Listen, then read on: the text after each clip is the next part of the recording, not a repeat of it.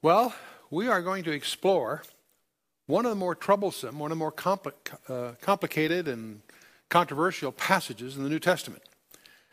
Pretty much the Gospels are narratives, but they include some discourses, and there's none that's caused more confusion than the so-called Olivet Discourse, the name given to this very, very unusual presentation by Jesus to his disciples. This presentation is recorded in 3 of the Gospels, in Matthew, Mark, and Luke, and suffers greatly by a number of presumptions that people bring to it. Now, one of the things that we try to do when we study the Gospels is we tend to harmonize them. We try to crunch them together to try to understand the life of Christ, because each of the Gospels records some things that the others don't. And when we get to the Olivet Discourse, there has been a tradition, a tendency, an understandable tendency to assume that these 3 presentations recorded in Matthew, Mark, and Luke are on the same subject given at the same time. And yet, as we examine more closely, it raises all kinds of questions. And so we're going to attempt to take a look at this. And probably the best way to start is let's just read the accounts that are in each of these places. In Matthew 24, it opens up, Jesus went out and departed from the temple, and his disciples came to him for to show him the buildings of the temple. And Jesus said unto them, See ye not all these things? Verily I say unto you, there shall not be left here one stone upon another that shall not be thrown down. Rather remarkable prophecy in the first place, because 38 years later, that's exactly what happened.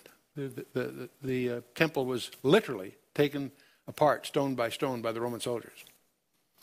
So he predicted this 38 years in advance. As he sat upon the Mount of Olives, his disciples came unto him privately, saying, Tell us, when shall these things be? And what shall be the sign of thy coming and the end of the age, or the end of the world? Good questions. Jesus answered and said to them, Take heed that no man deceive you. It's interesting that in each of the accounts, it opens and closes with the Lord's admonition that we be not deceived.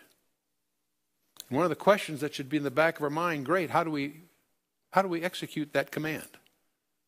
How do we make sure that we're not deceived? That's the challenge before us every day, let alone in this briefing. Jesus continued, said, For many shall come in my name, saying, I am Christ, and shall deceive many. And ye shall hear of wars and rumors of wars. See that you be not troubled. For all these things must come to pass, but the end is not yet. For nation shall rise against nation, and kingdom against kingdom, and there shall be famines, and pestilences, and earthquakes in divers places. And all these are the beginning of sorrows, or more technically, the beginning of birth pangs in the Greek, but recorded in our King James traditional presentation, the beginning of sorrows. There's a group of signs here, nation against nation, kingdom against kingdom. There should be famines, pestilences, earthquakes in divers places. This group of signs will be common to each of the accounts. We'll be making reference to this, what Matthew calls the beginning of sorrows. Then shall they deliver you up to be afflicted, and shall kill you. And ye shall be hated of all nations for my name's sake. And then shall many be offended, and shall betray one another, and shall hate one another.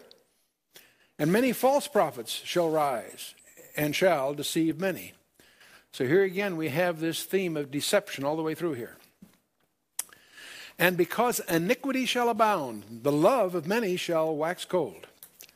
But he that shall endure unto the end, the same shall be saved. And this gospel of the kingdom shall be preached in all the world for a witness unto all nations, and then shall the end come.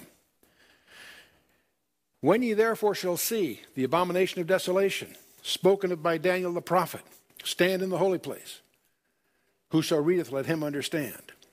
That little parenthetical comment is also recorded in both Matthew and Mark.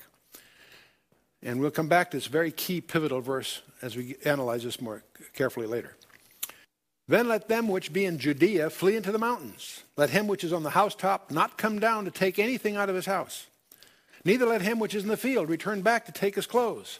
And woe unto them that are with child, and to them that give suck in those days. But pray that your flight be not in the winter, neither on the Sabbath day. For then shall be great tribulation, such as was not since the beginning of the world to this time, no, nor ever shall be. And except those days should be shortened, there should no flesh be saved. But for the elect's sake, those days shall be shortened. Then if any man shall say unto you, Lo, here is Christ, or there, believe it not, for there shall arise false Christs and false prophets, and shall show great signs and wonders, insomuch that if it were possible, they should deceive the very elect. Behold, I have told you before. Wherefore, if they say unto you, Behold, he is in the desert, go not forth. Behold, he is in the secret chambers, believe it not. For as the lightning cometh out of the east, and shineth even unto the west, so shall also the coming of the Son of Man be. For wheresoever the carcass is, there will the eagles be gathered together. Immediately after the tribulation of those days shall the sun be darkened, the moon shall not give her light, the stars shall fall from heaven, and the powers of the heaven shall be shaken. And then shall appear the sign of the Son of Man in heaven, and then shall all the tribes of the earth mourn, and they shall see the Son of Man coming in the clouds of heaven with power and great glory.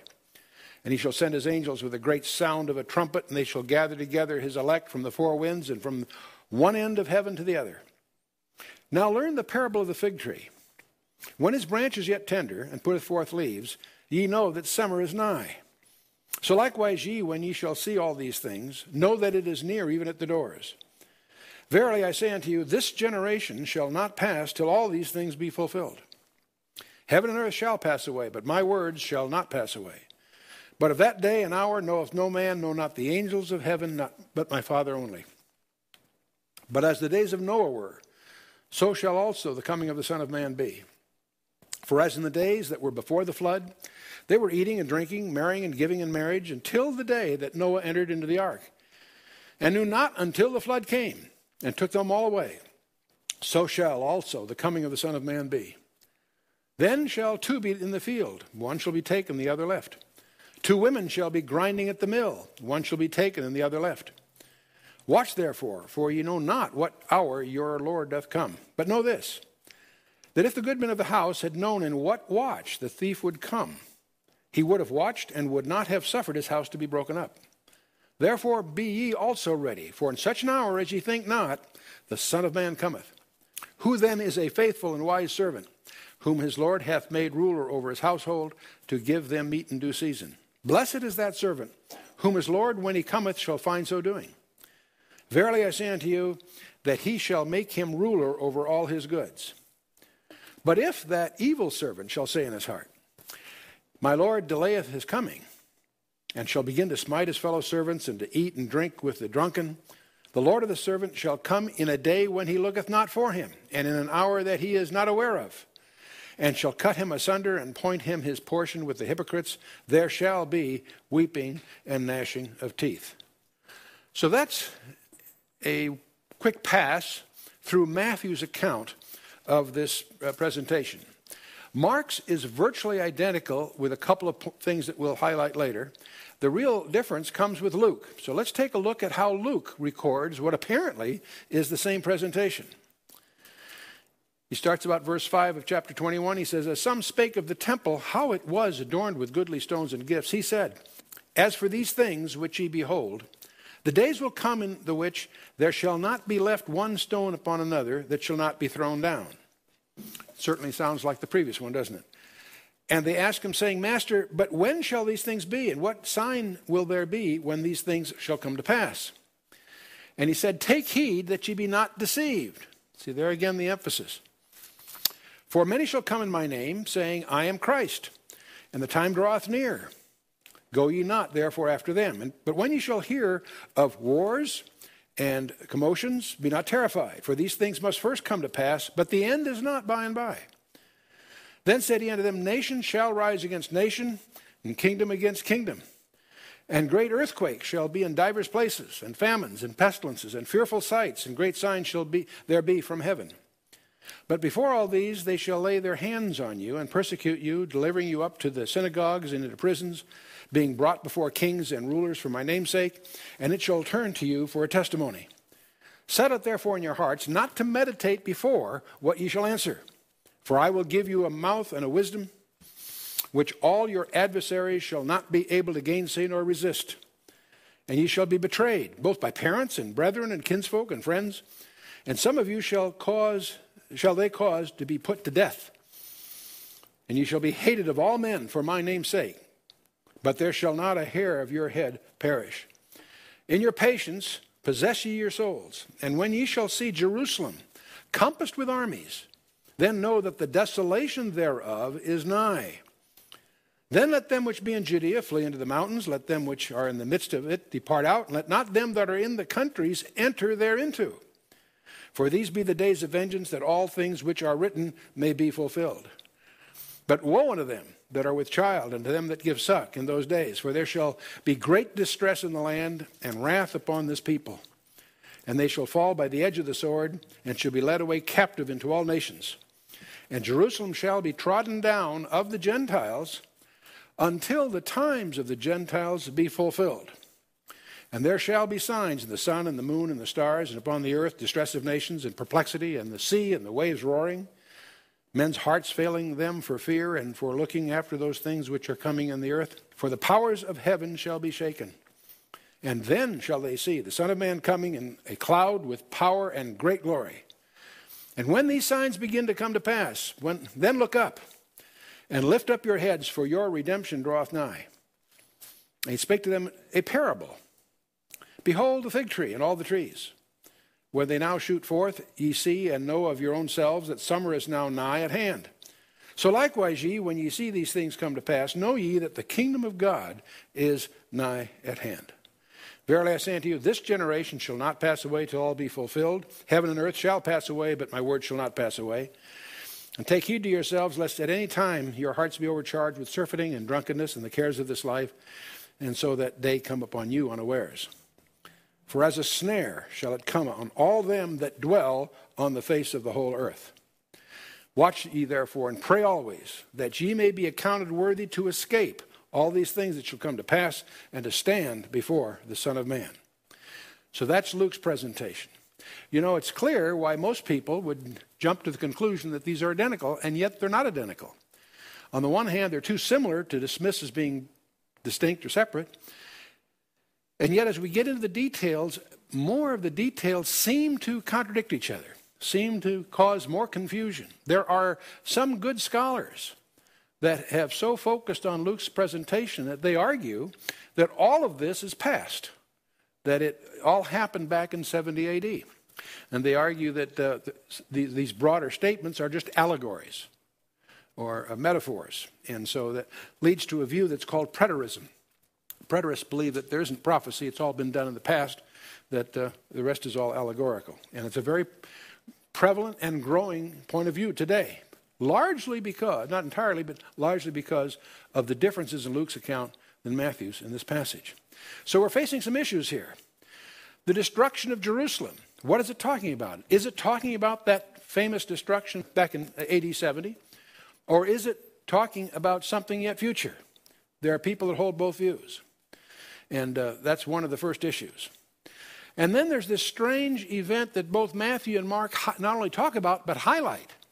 This strange incident called the abomination of desolation.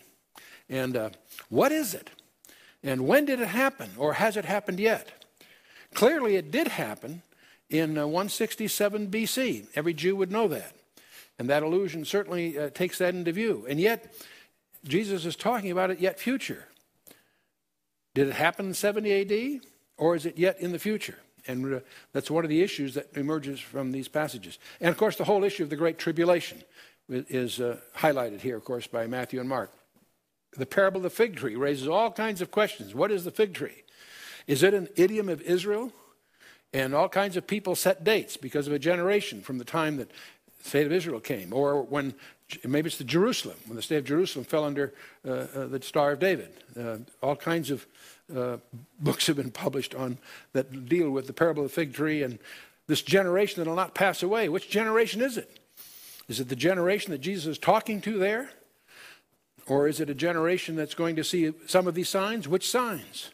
Are the signs crisp enough to start a stopwatch? No, not really. And so that raises all kinds of questions. And lurking behind all of this is a very controversial doctrine to some called the doctrine of imminence. we feel that many places throughout the New Testament, Jesus clearly taught us to expect him at any moment. That's a doctrine that you find embedded in many, many passages, and of course it emerges in this one. And can Jesus come back for his own at any time, or are there events that must transpire before he can come back? There's scholars with different views of that. In any case, the idea of imminence is impacting each one of us individually. Can Jesus come back before this briefing's over, or tomorrow morning, or next week, or 10 years from now, or whenever? And that's an issue. So before we get into this even in any more depth, we need to understand what some of the issues are before us. And one of these issues I would classify as an issue in epistemology. Now, what do you mean by that fancy word? Epistemology is the study of knowledge, its scope and limits. It begs the question, how do we know anything? And this is really an epistemological issue because Jesus gave us a command. He said, be not deceived. That's more than just hermeneutics or theories of interpretation. That's a fundamental issue. How do you know anything, and how do you be sure of that which you know is true? And that's a non-trivial issue. What tools do we have to make sure that we're not deceived? And the first thing, our approach will be, first of all, to establish the integrity of the Word of God. Because most of the truth that we're clinging to is truth that's been revealed to us, not the kind of truth that you might find in an empirical test in a laboratory. There's different kinds of information. But in this case, the first thing we try to do is establish the integrity of the Word of God. And that's something we won't do in a quick briefing. It's something you need to discover for yourself. But approach these 66 books that we call the Bible. Recognize they're penned by more than 40 guys over several thousand years, and then discover that the collection is very skillfully designed, even down to the subtleties underneath the text. The evidence of design is something you need to discover from cover to cover, from Genesis 1 to Revelation 22. But then the second thing that emerges from that discovery is the realization that it had to have its origin from outside our space-time. It actually is provably of extraterrestrial origin. We're not going to try to tackle that whole subject in this briefing. I just want to highlight it up front because that's the premises. Those are the two premises that undergird our entire ministry. That we have the 66 books penned by more than 40 guys over several thousand years that have integrity of design, and that design had to have its origin from outside the dimensionality of time. So once you establish that for yourself, and you really need to discover that for yourself through your study, then that leads to the next discovery, and that's just discover who Jesus Christ is. What his claims were they valid, etc. And from the Word of God, you can establish the reality, the uniqueness, and the majesty of a person, the person of Jesus Christ. And once you've gone that far, your next step then is to study carefully consider precisely what he said. In other words, what he said with precision. One of the other things, this leads us now, if we've established that foundation, the next step then gets into what's called hermeneutics, the theory of interpretation. We have these books, how do we interpret them? One of the things we need to be sensitive to, the Scripture does use what would be called rhetorical devices or figures of speech. Allegories, acrostics, metaphors, similes, puns, types. There's actually a list of over 200 different types of figures of speech. We need to understand when something is just a figure of speech or a proverbial phrase and when it is to be taken very literally. And so we're going to find all kinds of places. Is the passage we're going to explore, is it allegorical or is it intended to be taken literally? Was there literally an abomination of desolation on the Temple Mount? Are these signs that he's talking about, earthquakes, pestilences, and so forth, are they literal or are they just figures of speech? That's an issue that we'll deal with. But more fundamentally then, one of the other things we're going to watch for here is these parallel accounts, Matthew, Mark, and Luke, are they different renderings of the same event? Or is it possible that there were separate occasions that happen to be very similar? That's one of the issues that will lurk behind our grappling with some of the apparent contradictions that we're going to encounter here. And is the language precise or approximate? I personally have the view that God doesn't use the word approximate in his word very, very frequently. I think God means what he says and says what he means. So one of the things we're going to presume as we attack this issue is a high view of the text, a high view of inspiration, that we believe that the Holy Spirit not only inspired the writers but superintended what was said, often including meanings that went far beyond the understanding of the penman. And that's our view. And we feel called to that view by Jesus himself. In Matthew chapter 5, verse 17 and 18, Jesus says, "Think not that I come to destroy the law or the prophets. I come not to destroy, but to fulfill. For verily I say unto you,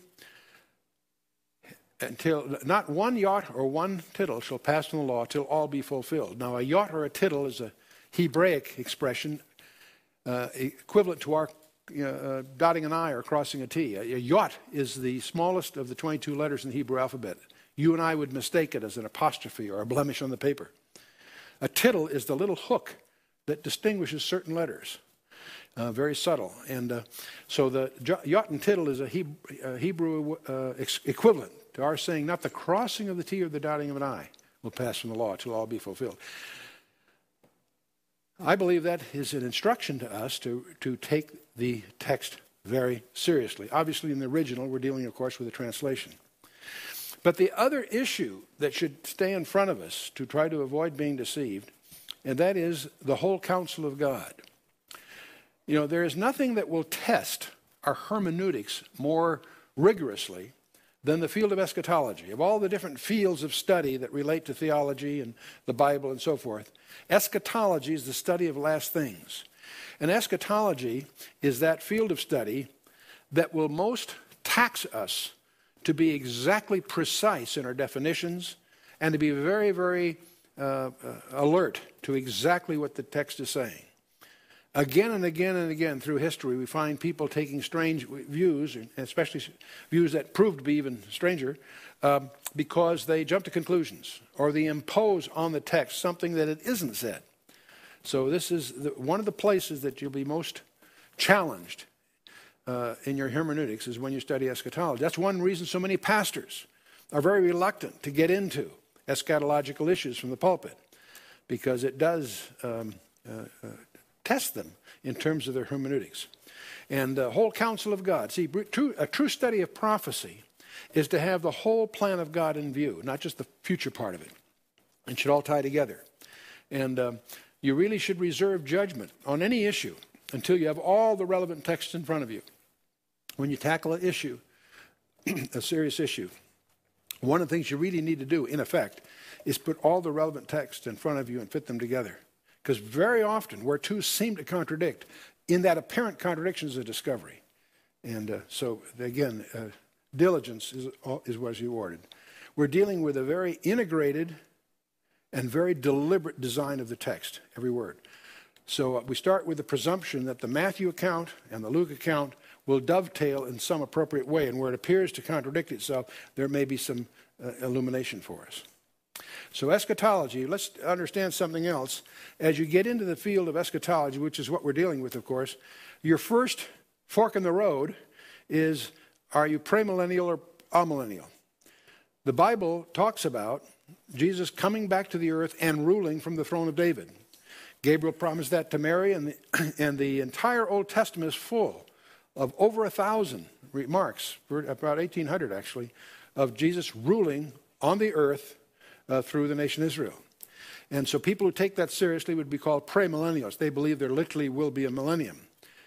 However, it's very fashionable, became very fashionable in the early centuries, to assume that those were just allegories, that Jesus rules in our heart. There's a whole field of eschatological viewpoint that denies the idea that there will really be a literal millennium. That would be called amillennial. And that first emerged really, a guy by the name of Origen had a style of interpretation that was very, very soft, very, very allegorical. And that greatly influenced Augustine. And so Augustine, as he dealt with some of the theological issues of his day, adopted an amillennial point of view. And you need to understand how this came about, because in those days, as the church became a state church. And as the pastors were on the payroll of the government, they had an awkward position. It was hard from that pulpit to say that Jesus is coming back to rid the world of its evil rulers. It didn't really fly too much with their evil rulers. And so they softened that by saying, well, that's just allegorical. And so it was politically correct to demean or minimize that point of view. And so that became the view of the medieval church. And even when we get to the Reformation, 15th century and following, that the reformers did an enormous job repairing our misconceptions into soteriology, the study of salvation. It's by faith alone. And that became the watchword for the whole Reformation. And many people were burned at the stake in their commitment to that soteriology, that understanding of salvation. But what they didn't do is go far enough in some other areas, and they totally ignored the eschatology. So most Protestant denominations, as they broke away from the medieval church, didn't repair their eschatology. And today, many major denominations are really amillennial. They really don't take the idea of Jesus' literal return to the earth very seriously. And so that's one of the first divisions. There was a group many years ago that were postmillennial. They argued that we're in the millennium already. And so that was especially in the late 19th century was popular, but as the 20th century started to roll over, I think most people began to realize things aren't better than they've ever been, and they began to realize that if we're in the millennium, then among other things, Satan's chain is too long. It's the postmillennial view is really is not operative today particularly. But out of amillennialism, there comes a variation of that called preterism, which argues that all prophecy's been fulfilled, it's behind us, it served its purpose back in the early centuries, but it's all, at this point, at best allegorical. And preterism is on the rise to this day. It's one of the reasons we want to attack some of the issues here in this passage. Now, those of us that are premillennial also divide into about three groups. And that has to do when we read in both Daniel emphasized and in Matthew's account the idea of the Great Tribulation. One of the issues that emerges, does the church survive that? Does it go through that? Or is it removed before that? And people who believe that the church is removed before the tribulation can even start are called pre-tribulationists. There are others that feel that the church will go through the tribulation and won't be removed until the end of that tribulation period. They're called post-tribulationists. In between those two groups, there are some that argue that, for some technical reasons, that yes, the church will go through up to the abomination of desolation. It'll be removed just before then. They make the point very accurately that the tribulation technically is not 7 years, the last 3.5 years. But again, that's a minority position in a sense. But the main point is most denominations on these issues will turn out to be amillennial and post-tribulational. They don't believe in a literal millennium, and they also believe that the church is destined to go through this tribulation period. And that's the most denominations. On the other hand, those of us that accept a millennial position and believe that the church will be removed before the tribulation would be called pre-tribulationists. Most fundamentalists, most people who take the Bible very, very literally tend to fall on that side. And here's the point I really want to make, is your eschatological view will derive from your hermeneutics. If you're among those that take the Bible very literally, you will swing to the right hand of this chart. You'll tend to be premillennial, and among those, pre-tribulational. If, on the other hand, you're willing to take much of the Bible just an allegory, as just a moral point to be made and not literally, that's what we call a soft hermeneutic, you'll be on the left side of this chart. You'll be typically amillennial or post-tribulational. But your hermeneutics, your approach to interpretation will determine your eschatology. Now, there's another hazard as we worry about getting deceived and how to, this whole field of epistemology, if you may. There are hazards that we bring to any study by our traditions or our presuppositions or presumptions. And we just completed some studies that you may have availed yourself of some of the traditions in Judaism and what I call the tangled tethers.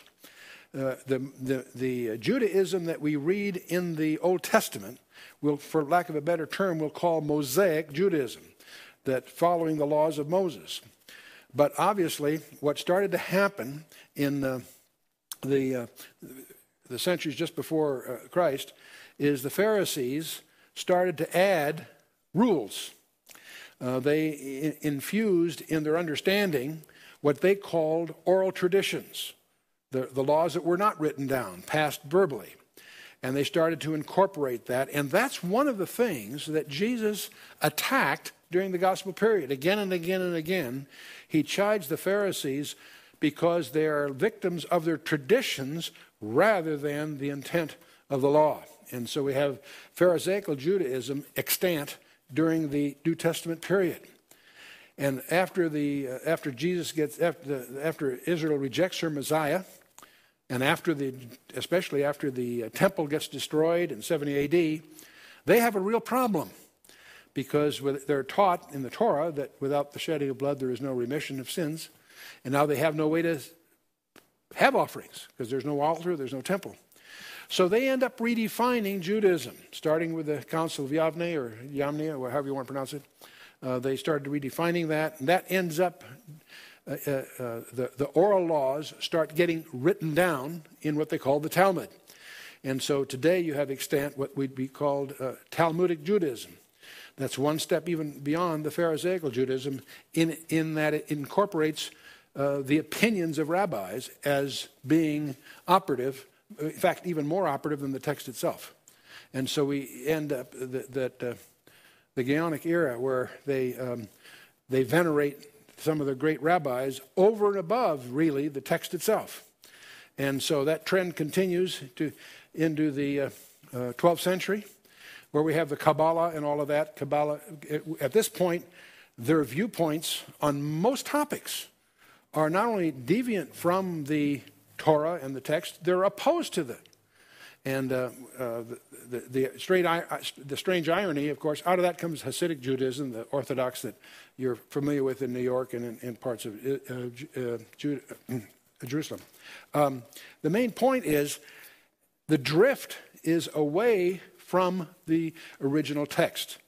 If you look at the original text as the stake in the ground and their willingness to incorporate viewpoints as a leash, the leash is too long. They drift more and more away from the text so that as you get into the Kabbalah and so forth, you're actually dealing with issues that are, the conclusions of which are 180 degrees opposite from what the Torah teaches, strangely enough. So we run the same risks in our studies. And one of the ways we run into a similar risk is we start harmonizing the Gospels. That's very useful if you're trying to simply study the New Testament. If you're trying to summarize it all, is to try to take the four gospel accounts and sort out where did he go when and what happened next to try to create a timeline. And that's an exercise worth doing on the one hand, but you do run into some strange things trying to do that because you'll discover there's one place the account speaks of one demon, another one two demons, and it seems like it's for a lot of reasons the same event. Now, that's not too big a problem. The fact that there are two, there certainly was one, and the one that's the key part of the story is emphasized. But there are a number of places where there are subtle differences that trouble some scholars. But no place is it more troublesome, these apparent distinctives, than in the Olivet Discourse. And so one of the things we want to be careful, as we combine these different accounts, we also run the risk of losing resolution, losing a sharpness of focus. And so the Olivet Discourse issue, of course, is part of it.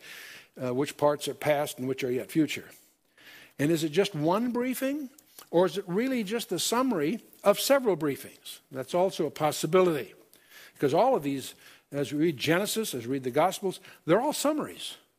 Not every detail is written down. They intrinsically are editorialized by the writer to some degree. But I want to talk, before we jump into the text themselves and looking at it closely, I want to anticipate some things that are coming by talking about a term from the field of optics called resolving power. If you buy a telescope, a cheap telescope, say, and look at a star, you may see some representation of that star. But if you then spend a lot more money and get a really good telescope, you discover that that same star is actually two stars. And that's called the resolving power of the optics. It's an actual, has a mathematical definition, and one of the characteristics of a telescope system is its resolving power, its ability to distinguish, among what they call binary stars and so forth. So I think we have here in the Olivet Discourse an issue of resolving power, because I'm going to assume that for this purpose, Matthew and Mark are virtually identical. I'll show you the differences. There's some insights that come from the differences, but they're not that controversial. The real problem is between Matthew and Luke. Both of the accounts have in common a group of signs that Matthew labels the beginning of sorrows, the wars, pestilences, earthquakes, and so forth. That cluster of signs is a cluster of signs in both accounts, in both Matthew's account and Luke. They seem to mention the same signs, and I think we can jump to the conclusion that they have the same thing in view, even though the accounts themselves have some differences. Luke will emphasize most of what he says as occurring before those signs.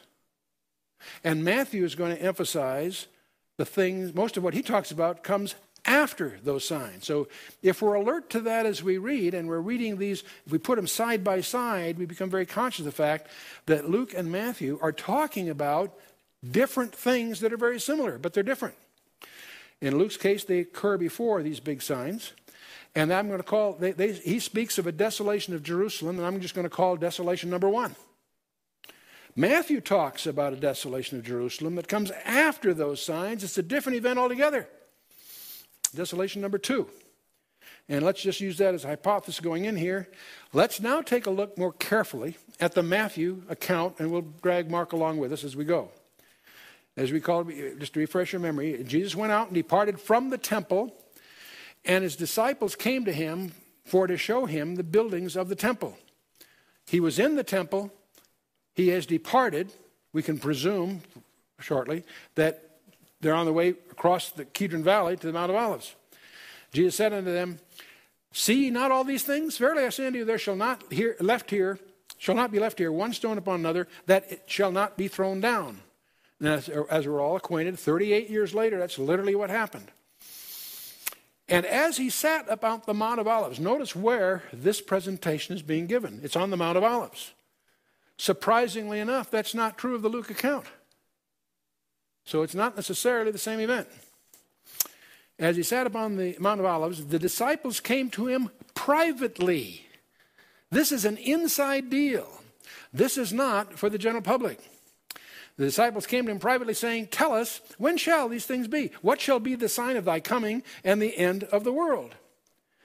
The disciples, these are disciples now. This is the inner, in fact, it's not just the disciples, it's a very inside group. If you look at the Mark account, his is very similar. He went out of the temple, and one of his disciples said to him, Master, see what manner of stones and buildings there are, Lord, admiring this incredible temple. Jesus answering said to him, seest thou these great buildings? There shall not be left one stone upon another that shall not be thrown down. Recognize Mark's gospel, by the way, is Peter's words. Mark apparently was his, most scholars recognize that it's really Peter's rendering. In any case, and as he sat upon the Mount of Olives over and against the temple, Peter, James, and John, and Andrew asked him privately, tell us when shall these things be, and what shall be the sign of when all these things shall be fulfilled. So this account parallels Matthew very precisely. In fact, gives us a detail Matthew didn't bother to include. He actually gives us a list of the people that are getting this private briefing. Peter, James, and John are very familiar to us because they're always the insiders. And in this case, Peter's brother Andrew is with them. So they have 4 of them.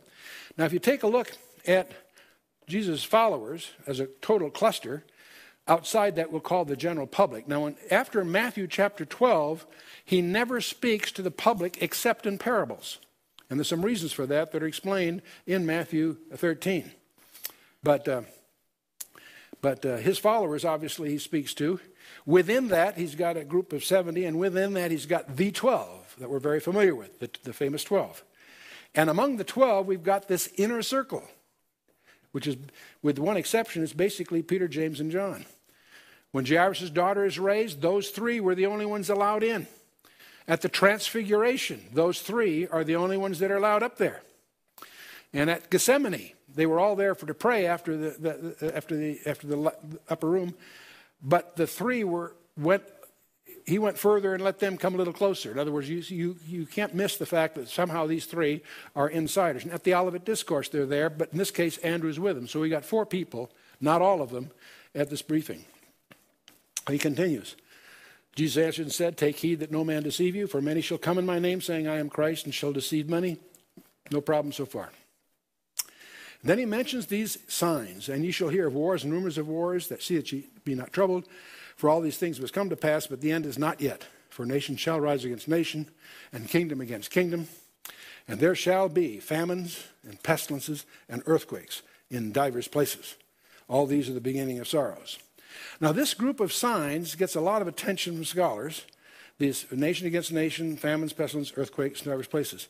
In fact, we'll notice that they're listed in all the accounts, not only in Matthew and Luke at their respective verses, but also when we get to the book of Revelation, in chapter 6, when the Lamb takes the 7-sealed book and starts opening the seals, there's a sequence that is the same sequence.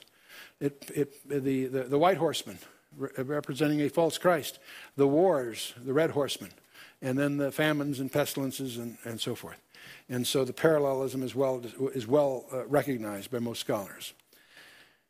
Matthew continues, "Then shall they deliver you up to be afflicted, and shall kill you, and shall be hated of all nations for my name's sake. And then shall many be offended, and shall betray one another, and hate one another, and many false prophets shall arise, and shall deceive many." I want you to notice that very key word at the beginning of verse 9. It's Matthew 24, verse 9, and Luke 21, verse 12, that are in antithesis, or opposites. Here, everything Matthew's talking about happens after that group of signs. "Then shall they deliver you up to be afflicted. Then shall many be afflicted," and so forth. Key point in our review here. "And because iniquity shall abound, the love of many shall wax cold." You know, many people miss Matthew 24:12 as a prophetic sign. But it's interesting as we look at our culture, and even in the body of Christ, the love of many shall wax cold. That word love in the Greek is agape. And my wife has made quite a point of that's an interesting, very demonstrable, very measurable sign in our culture, how the love of many waxes cold. The fact that the divorce rates within the body of Christ are no better, probably worse than the divorce rates in the secular world. Something is wrong. "Because iniquity shall abound, the love of many shall wax cold. But he that shall endure to the end, the same shall be saved. And this gospel of the kingdom shall be preached in all the world for a witness unto all nations, and then shall the end come."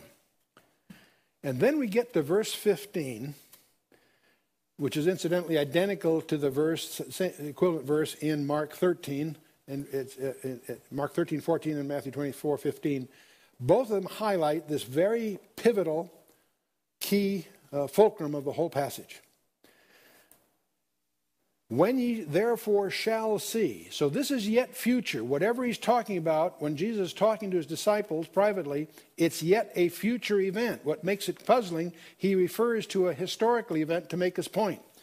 "When ye therefore shall see the abomination of desolation," spoken of by Daniel the prophet. What on earth is the abomination of desolation? We're going to want to understand that. It's a term that any Jew in those days would know all about, because it leads to an event that is celebrated to this day in Hanukkah. The whole issue of Hanukkah is the rededication of a temple from that desecration. So we want to understand, and we can understand what it was because it's a well-documented historical fact. The abomination of desolation, spoken of by Daniel the prophet. You know, I love this passage here, because this remark by our Lord Jesus Christ has saved you and me a great deal of boring library research. The book of Daniel is one of the best documented books of the Old Testament as being authoritative and so forth. But we don't even have to bother, because we know who wrote the book of Daniel. Who wrote the book of Daniel? Daniel did. How do I know? Jesus said so. If you know who Jesus Christ is, then you have no problem with the book of Daniel. And if you don't know who Jesus Christ is, you got bigger problems than the authorship of Daniel. But spoken of by Daniel, he also authenticates his office as a prophet. And Daniel speaks of the abomination of desolation 4 times. Chapter 8, chapter 9, 11, and 12. And so it's a recurring event that's emphasized in the study of Daniel. As you study Daniel, you'll want to know all about what the abomination of desolation is. We'll talk about it here in a minute. But I want you to notice whatever it is, well, let's just break it down. The word abomination in the scripture is used of idols. To worship an idol is an abomination before the Lord. That term is used all through the Old and New Testaments. The abomination of desolation is the most ultimately insulting form of that. That's not just worshiping an idol. That's putting an idol in the most holy spot on the planet Earth, which means it's in Jerusalem, it's in the temple. More than that, it's in the holy place. No, it's even more than that. It's in the Holy of Holies. And that actually happened in 167 BC. That's why we know so much about it. That's why it has this peculiar designation. But I want you to notice this thing, whatever it is, some people try to make that term apply to other things. But here Jesus amplifies it for us. Stand in the holy place. It's an idol standing in a particular place in the Holy of Holies. And that's exactly what is mentioned in Daniel chapter 8 and 9 and 11 and 12. It all makes allusions to this famous historical event that did take place 2 centuries earlier than when Jesus used this expression. So that stand in the holy place. There are some people that notice that when Titus's legions were sieging Jerusalem, the temple caught fire. And he's very upset about that, but they have to take it all apart because of the fire.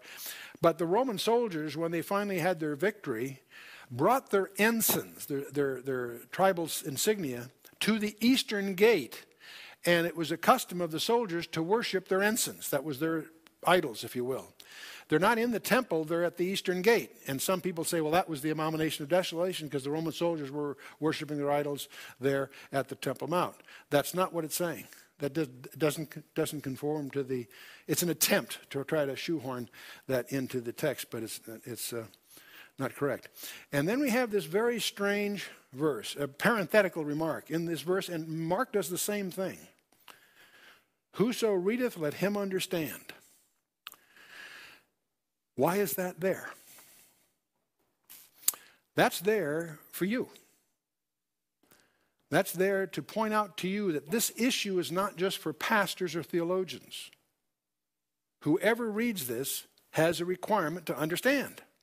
Jesus is instructing you to take the trouble, to do the diligence, to understand what on earth is the abomination of desolation spoken of by Daniel the prophet. So we want to get into that. Well, Antiochus III was Antiochus the Great. In secular history, accomplished a number of things, but it's his son that we're going to focus on, Antiochus IV. His brother had been murdered by his minister as the king of Syria at the time, and so Antiochus IV becomes his successor.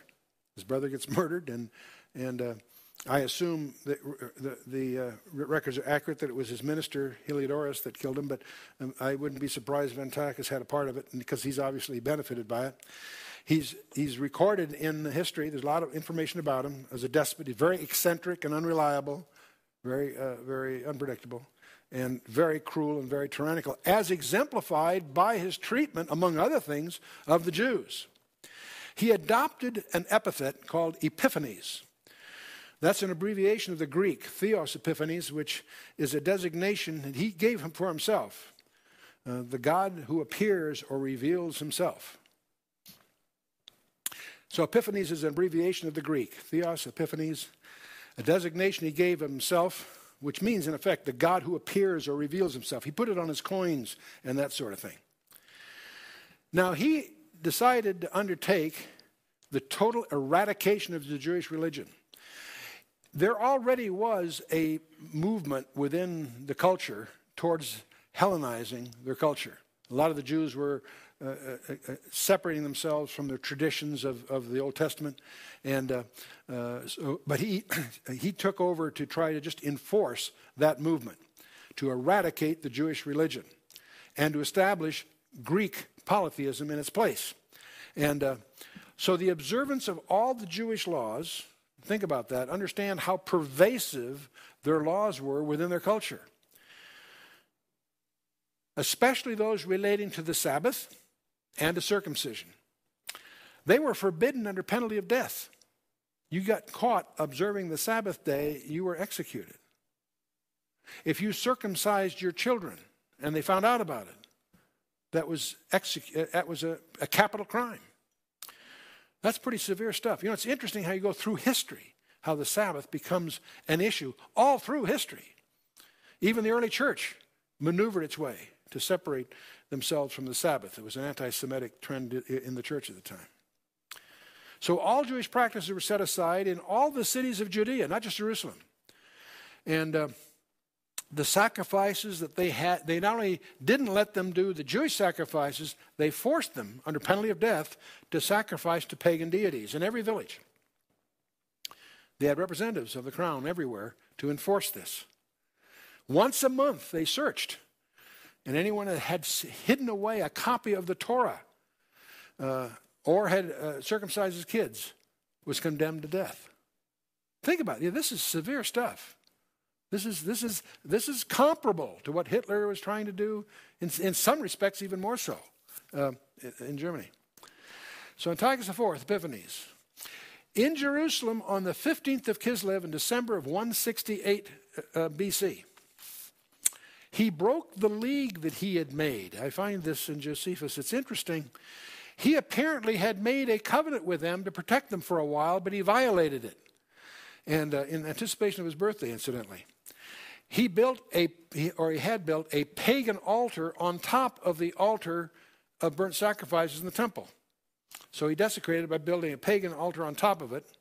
He stripped the temple of all its treasures. They went through and took everything that they could find. It's interesting the Ark of the Covenant's not mentioned. It was already disappeared elsewhere. But the golden altars and the table of showbread and all the vessels, he took all that stuff. And he pillaged not just the temple, the whole city of Jerusalem. 10,000 were taken captives, and he compelled them to forsake their worship, forbid circumcision, and he crucified the violators. And now, by the way, notice that the crucifixion, by the way, it's interesting to notice this. It was invented by the Persians. It was widely adopted by the Romans, but that's later. Antiochus is crucifying. At that time, it was still novel to some extent. And, of course, the Torah was forbidden to start. All this is detailed for you in Josephus' writings called the Antiquities, Book 12. On the 25th of Kislev, which happens to be, apparently was Antiochus' birthday, the sacrifice was brought on the altar for the first time, and this is recorded in the First Maccabees. He also offered a swine, not only on that altar, but in every village. And there's a lot of villages in Judea. And Josephus records all that. But then the real thing that, the straw on the camel's back kind of thing, is he erected an idol to Zeus in the Holy of Holies. It had already been stripped of everything in there, but he converted it into a pagan shrine by putting an idol to Zeus in the Holy of Holies. And then First Maccabees, that's recorded as the desolating sacrilege. In Second Maccabees, it's alluded to also that he is setting up the temple, the Holy Temple, as a temple to Jupiter Olympius. Well, what's the result of all of this? That was the final issue of going too far. Up till then, it was just very bloody, very, very oppressive. But there's a spontaneous revolt that starts. There is an aged priest by the name of Mattathias who lived in a village called Bedine with his 5 sons. And some officers arrived to carry out Antiochus' decrees at his village. And this aged priest had enough's enough, right? This is an old man. He ends up killing the first Jew that approached the pagan altar. See, in every village they had these pagan altars, and they were required to offer sacrifice. And then the royal official who presided over this, he murdered him too. So this aged priest and his 5 sons are suddenly fugitives in a moment of anger, Mattathias killed these two guys, but then they realized they're on the lam now. So they head for the hills. So this is just an incident? No. It's going to turn out to be a full-scale war. Mattathias and his 5 sons became the nucleus of a band of rebels against Antiochus in general. His 5 sons were John, Simon, Judas, Eleazar, and Jonathan, but they each had nicknames. And the one best known, of course, was Judas Maccabeus. The word Maccabeus came from the Aramaic, Maccabah, which means the hammer. He was known as the hammer. That's his see, we always thought that's just the naval aviation gives you those labels, and no, this goes way back. But anyway, this guy Judas turns out to be a very, very sharp leader. Mattathias dies shortly thereafter, and leaves the leadership in the hands of Judas, and that becomes then a popular label for the family and his followers. They were actually Hasmoneans. But they're known as the Maccabean revolt and the Maccabean followers. And so Judas is apparently, instinctively, a brilliant leader. And what began as just sort of a guerrilla war turns into a full-scale military engagement against the Seleucid Empire. And so these smaller Jewish forces get stronger, more resolved, and they defeat the vastly more powerful Syrian armies. And some of his achievements included the recapture of Jerusalem. It took them 3 years, but they recaptured Jerusalem, and when they did so, there was a small part in Acre Fortress where the Syrians still hung out, but they rededicated the temple. And that's a very key event in Jewish history because they were on the 3rd anniversary of its desecration. They rededicated.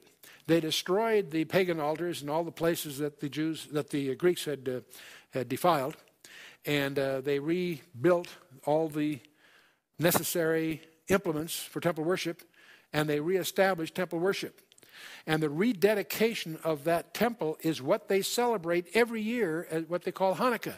Don't confuse Hanukkah with the colorful legends that surround every holiday tends to, collect legends as the years go by. And don't get hung up just on the legends that surround it. Recognize that the real issue is the rededication of the temple that was desecrated. And by the way, this is alluded to in John chapter 10, verse 22. Jesus makes reference to it.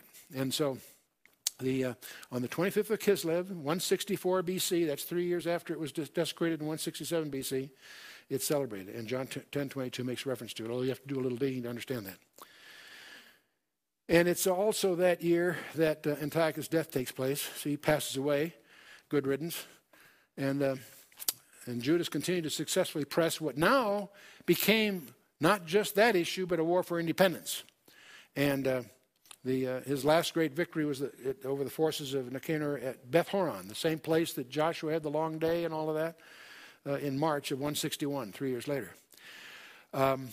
So this leads to a period in Jewish history called the time of the Hasmoneans. And many people can't connect the dots because the name of the family that really led this was the Hasmonean family. Mattathias was Hasmonean. But because it gets the label of Judas, the Maccabean, the hammer, there's some confusion among casual reading. So when you therefore shall see the abomination of desolation, Jesus says, that's an event that occurred 2 centuries earlier that is well known to every Jew. Every Jew that celebrates Hanukkah knows at least part of the story. And, of course, Daniel hammers this. And it's an item, there's lots of desecration, there's lots of bad things, outlawing the Torah, circumcision. The issue was this idol in the holy place. That's the trigger. Now, by the way, there's a technology statement hidden here. Because stand in the holy place, that's in the Holy of Holies. The only people that can go in the Holy of Holies is the high priest, and only he can go in once a year after great ceremonial preparation on Yom Kippur. The Holy of Holies is sealed off with a veil, which obviously had been replaced by then and so forth. But Jesus says, when you therefore shall see the abomination of desolation. He's talking about people in Judea. How can people in Judea watch what's going on in this political event called the desecration of the Holy of Holies? The answer is on CNN. In other words, the event that Jesus is pointing to will be an event that everyone in Judea, maybe the whole world, can watch happen. Because of what's taken for granted here, in effect, is that we will have live video news coverage. When ye therefore shall see. And he's going to, as you'll see in the subsequent verses, he's talking to people who are in Judea. How can, if they're in Judea, watch what's going on in the Holy of Holies? It's a political event. It's the same way we've been watching the conclave issues from the new pope. We're not in Rome, but you can watch the crowds and you watch the first mass that he did and all that as if you were there, see? Okay, and who shall we let him understand? Here's the admonition by the Lord for you to study this so you really understand it. But then when you see that, what does he say to do? Let them which be in Judea flee into the mountains. Not in Paris, Rome, or London, or Los Angeles. No, them which be in Judea. It's a local issue. Let them which be in Judea flee into the mountains. And when he says split, he means now. Let him which is on the housetop not come down to take anything out of his house. They need to understand how the architecture is in that part of the country. Most houses are on a hillside, and the roof is sort of like a garden. You may not have a lot of land, but you've got the roof. So that's where you entertained. That's where you had the weekend barbecue. It was on the roof. So typically, if you're entertaining or you're home casually, you're on the housetop. That was designed for that. Let him which is on the housetop not come down to take anything out of his house. You split now. Neither let him which is in the field return back to take his clothes. He's out there in work clothes. If he somehow gets wind of what's going on here, he heads out now. Woe unto them that are with child and them that give suck in those days. And pray that your flight be not in the winter. Why? Because often Judea is not passable in the winter. It snows. But then you have this revealing little remark, neither on the Sabbath day. That tells you something. To whom is Jesus talking? To people who are in Judea. Right. What kind of people are they? Jews. The Jewish. Matthew wrote to the Jews. Matthew is a Levi. The whole gospel is very, very Jewish. His whole occupation is presenting Jesus Christ as the Lion of the tribe of Judah, etc. So you need to understand the Jewishness of Matthew in the first place, and this is very consistent with that. Pray that your flight be not in the winter, neither on the Sabbath day. If you're a Christian, you don't care. If you're a Jew, you care. You've got constraints. The Sabbath day. A very key point. We'll come back to that later. And then why are you getting out of there with such urgency? He explains in verse 21, for then shall be great tribulation. There's that term from which we get the label for that period of time, the Great Tribulation, such as was not since the beginning of the world to this time nor ever shall be. That's a wild statement. How much evil, how much oppression has there been in the world? A bunch. If you just looked at what Antiochus Epiphanes was doing, that's bad enough. You look at the Nazi Holocaust, etc., etc. Jesus is saying there is a time coming that will be the worst it's ever been to that time or ever would be again. The Holocaust in Europe they estimate took 1 Jew out of 3 out of Europe. 1 in 3. Zechariah chapter 13, verse 8 and 9 indicates that the next one is going to take 2 out of 3. I didn't say that. Zechariah did. Chapter 13, verse 8 and 9. In fact, Jesus goes on to point out here in verse 22, except those days should be shortened, there should no flesh be saved, but for the elect's sake, those days shall be shortened. By the way, that's another one of these technology statements. If you and I were studying this, say, during the 1860s, during the Civil War period, we'd have a hard time visualizing this. We can't visualize the world wiping itself out with muskets and bayonets. But that cloud overhangs every geopolitical decision on the planet Earth today. There's enough in inventory many times over to wipe out the entire planet. Except those days should be shortened, there should no flesh be saved. But for the elect's sake, those days shall be shortened. Jesus is, in effect, quoting from Daniel chapter 12. Daniel chapter 12 opens up, "At that time shall Michael stand up, the great prince which standeth for the children of thy people." There you have his job description. We know what Gabriel is. Gabriel is an annunciator. He's always announcing something having to do with the Messiah, whether it's to Mary or to Daniel or wherever. Michael is a military commander. He's the great prince that standeth for the children of Israel. And there shall be a time of trouble such as never was since there was a nation, even to that same time. And at that time thy people shall be delivered, every one that shall be found written in the book, and so forth. Same concept there is we have an echo in the Olivet Discourse. This same period of time is commented on by Jeremiah. He gives it another label. He says, "Alas, for the day is great, so that none is like it. It is even the time of Jacob's trouble, but he shall be saved out of it." The Great Tribulation is the label that we use from the New Testament because of Jesus' remark. The Old Testament equivalent phrase is the time of Jacob's trouble. It's worldwide, but the focus is Israel or Jacob. The time of Jacob's trouble. Then Jesus continues, "Then if any man shall say unto you, Lo, here he is Christ, or there, believe it not, for there shall arise false Christs and false prophets, and shall show great signs and wonders, insomuch that if it were possible, they shall deceive the very elect." Boy, we're not ready for that. We're not ready to see political leaders raise people from the dead or whatever. We're not used to seeing miracles. We always assume if it's a miracle, it must be of God. Not necessarily so. There are things called lying wonders, and it's going to be very prevalent among the leadership that's coming. And Jesus said, "Behold, I have told you before. Wherefore, if they shall say unto you, Behold, he is in the desert, go not forth. Behold, he is in the secret chambers, believe it not. For as the lightning cometh out of the east and shineth even out of the west, so shall also the coming of the Son of Man be. For wheresoever the carcass is, there will the eagles be gathered together." That's a phrase that scholars still scratch their head. What could that mean? The word carcass is the same word as would be used for a body. The eagles are not carrions. Eagles are not like vultures. Some people try to say, well, gee, the term may be covering both. They wrestle with this. It may mean as simply this, that where Christ is, that's where we will be with him.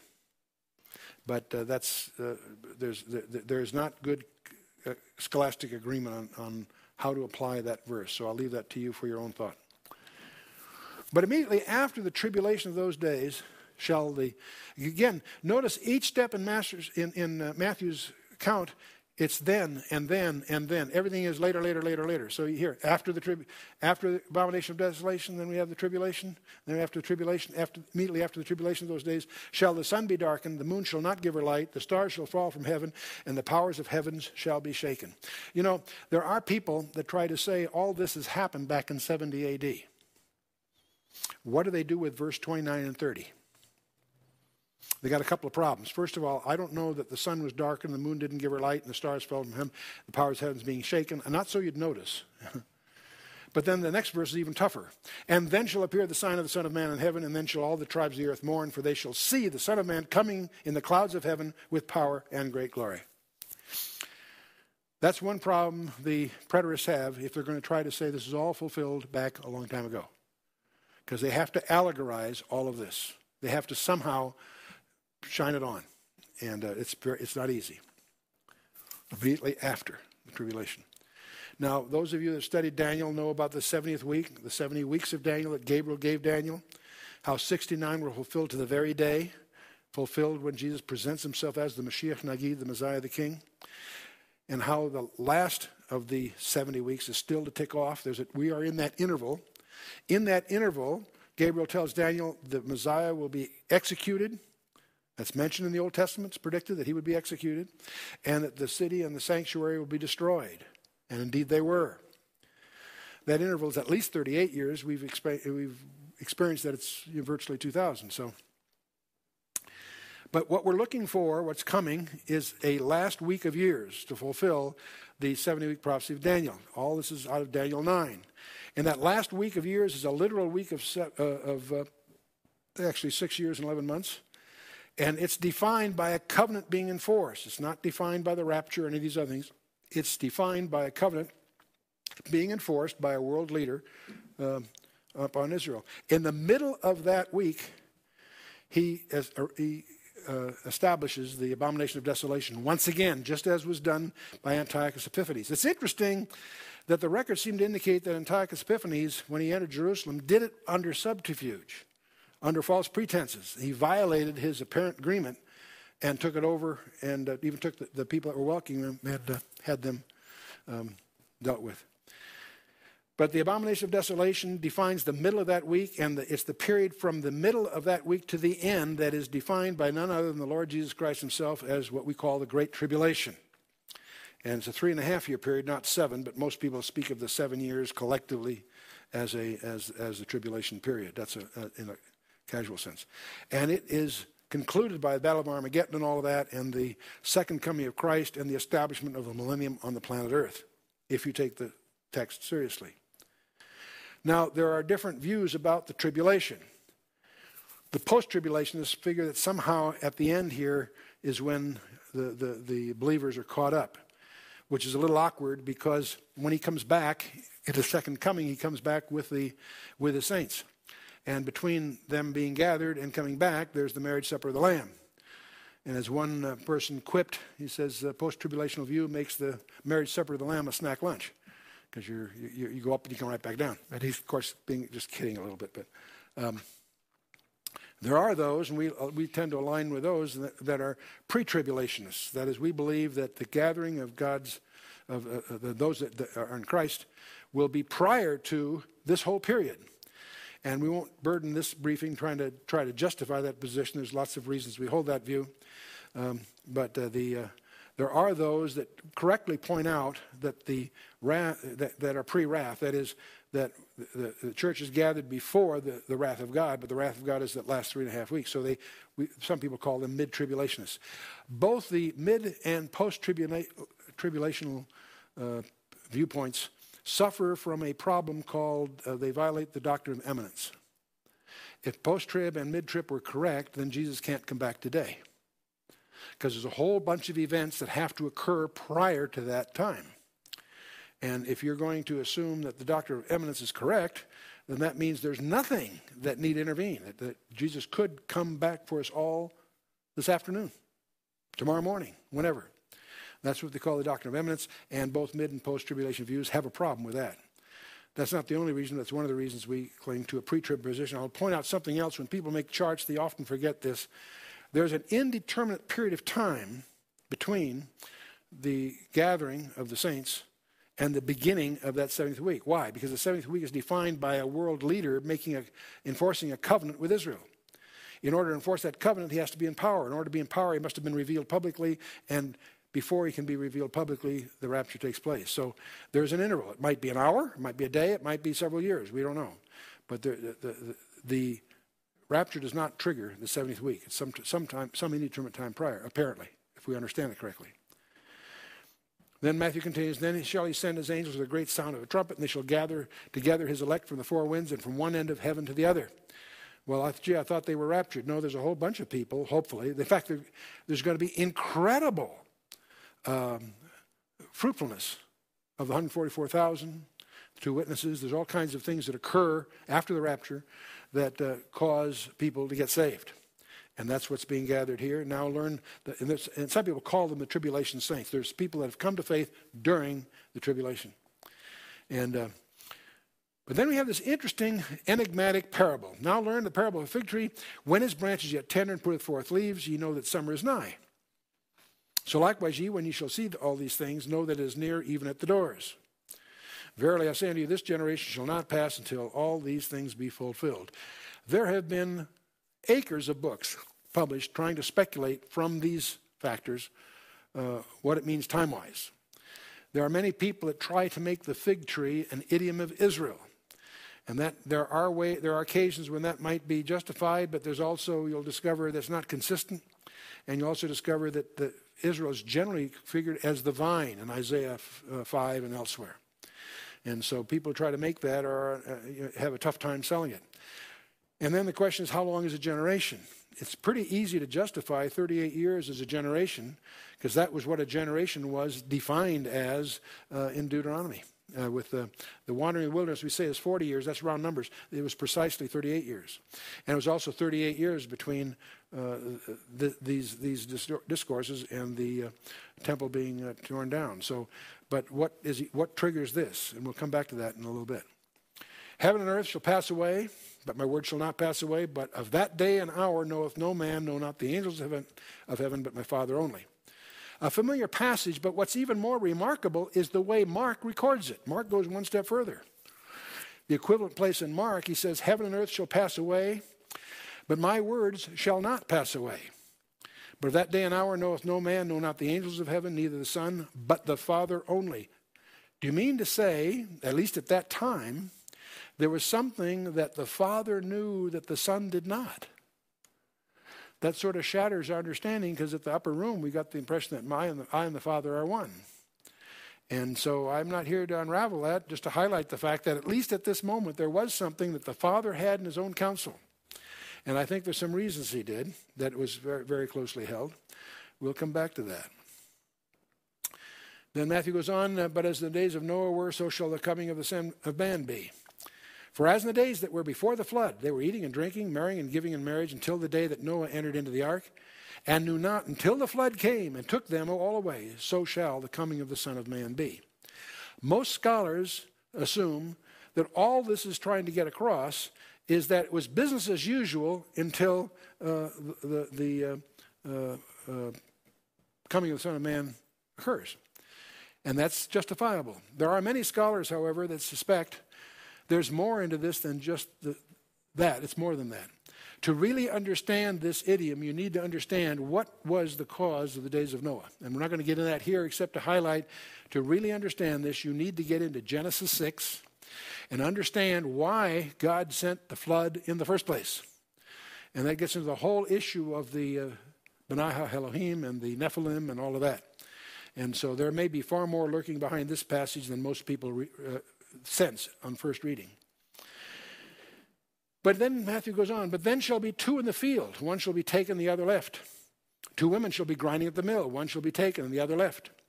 Watch therefore, for you know not what hour your Lord doth come. In the Mark account, he mentions that two men will be sleeping in the same bed, one will be taken, the other left. What's interesting about the passage is that it's also a technology statement, because you've got people in the women grinding at the mill did the first thing in the morning. They ground the meal for the day. Two men in the field was during the day. Two men sleeping would be at night. So you got morning, noon, and night at the same instant. It's a testimony to around earth, if you will. And people have different views in this, but I suspect that he's gathering his people. But know this, that if the good man of the house had known in what watch the thief would come, he would have watched and would not have suffered his house to be broken up. That's in the King James English, but it's misleading because the good man sounds like a good guy. Not necessarily. The word really means the master or just the head of the house. Know that if the head of the house had known in what watch the thief would come, who's coming in like a thief in the night? Jesus is. So who's the good man of the house? Who is the God of this world? See, the good man he's suffering his house to be broken up. See, I believe the idiom here is Satan himself. Know that if the good man of the house had known in what watch the thief would come, he would have watched and would not have suffered his house to be broken up. I think the idea here is that the thief that's coming in the night is our Lord. And it's his way of saying that for such time as you think not, He's going to catch you. Be careful he doesn't catch you by surprise. But in this case, see, it's the house that's being broken up. But then he goes on. Therefore be ye also ready, for in such an hour as ye think not, the Son of Man cometh. Who then is a faithful and wise servant, whom his Lord hath made ruler over his household to give them meat in due season? Blessed is that servant whom his Lord, when he cometh, shall find so doing. Verily I say unto you, that he shall make him ruler over all his goods. But if that evil servant shall say in his heart, the Lord delayeth his coming, he shall begin to smite his fellow servants and to eat and drink with the drunken. The Lord of that servant shall come in a day when he looketh not for him, and in an hour that he is not aware of, and shall cut him asunder and appoint his portion with the hypocrites, and there shall be weeping and gnashing of teeth. So that's the Matthew account. In our next session, we'll examine Luke and show some surprises between the two that will raise more questions than we even started with. But it'll be rewarding. Stay with us.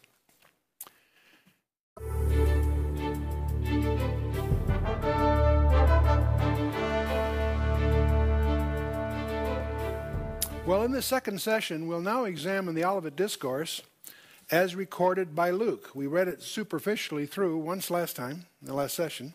Let's take a look at it a little more closely. As some spoke of the temple, how it was adorned with goodly stones and gifts, he said, as for these things which ye behold, the days will come in the which there shall not be left one stone upon another, shall not be thrown down. And they asked him, saying, Master, but when shall these things be? And what sign shall there be when these things shall come to pass? So far, so good. Very parallel to the Matthew account, it would seem. And he said, take heed that ye be not deceived. There again, we have that admonition that's epistemological, that how do you keep from being deceived? For many shall come in my name, saying, I am Christ, and the time draweth near. Go ye not therefore after them. But when ye shall hear of wars and commotions, be not terrified, for these things must first come to pass, but the end is not by and by. So far, we're quite comfortable. It seems to track the Matthew account very closely. And then he gets to this group of signs. Then said he unto them, nation shall rise against nation, kingdom against kingdom, and great earthquakes shall be in divers places, and famines and pestilences, and fearful sights and great signs shall there be from heaven. So far, so good. But then we get, and this is, of course, the signs we talked about earlier that Matthew called the beginning of sorrows, the beginning of birth pangs.